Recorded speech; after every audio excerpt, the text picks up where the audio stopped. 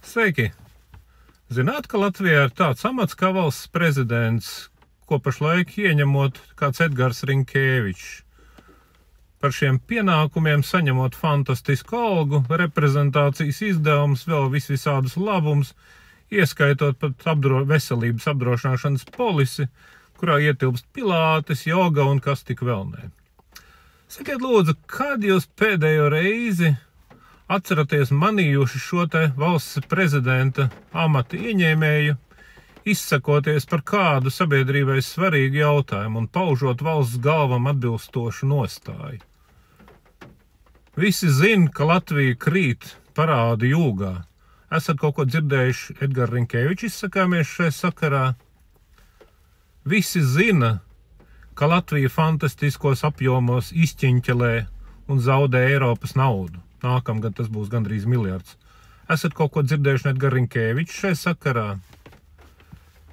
Visi redz, kas notiek progresīvo vadītajā aizsardzības resorā.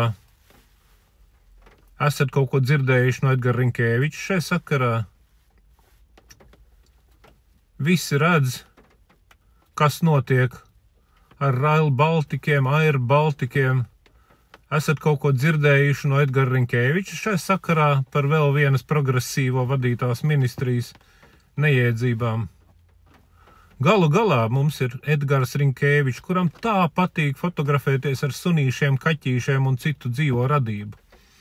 Esat no viņa dzirdējuši dajeb kādu izteikumu, labu, sliktu, kaut jau ko par Brunavā nošautajiem suņiem? Mums esot tāda Stambulas konvencija, no kuras izstāšanās ir vienkārši šausmīga, un kuras dēļ laikam jau tieslietu ministri esot pat bijis jālūdzas Kanādu, vai Kanāda nevarētu atsaukt savu bruņoto kontingentu no Latvijas, ja Latvija izstāsies no Stambulas konvencijas. Esat dzirdējuši Edgara Rinkēviča skaidru nostāju šajā jautājumā? Neesat, protams, ne par vienu no punktiem. Kāpēc? Ļoti vienkārši.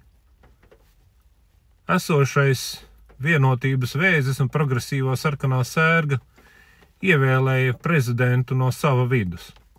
Un prezidentam Edgaram Rinkēvičam tagad ir jādara viss, ko šis te vēzis un progresīvo sarkanā sērga no viņa prasa, jo Edgaram Rinkēvičam lūk ir tikai viena interese – saglabāt iesildīto amatu savai ietrenētai pēcpusei uz vēl vienu termiņu. Cik ilgi jūs to pacietīsiet?